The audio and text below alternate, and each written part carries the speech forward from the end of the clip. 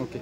यवतमाळ जिल्ह्यामध्ये अंगणवाडीमध्ये वय वर्ष 7 ते 3 वर्षातील वयोगटात मुलांना सोबत स्तनदा माता, गरोदर माता यांना या आहाराचं वाटप करण्यात येते।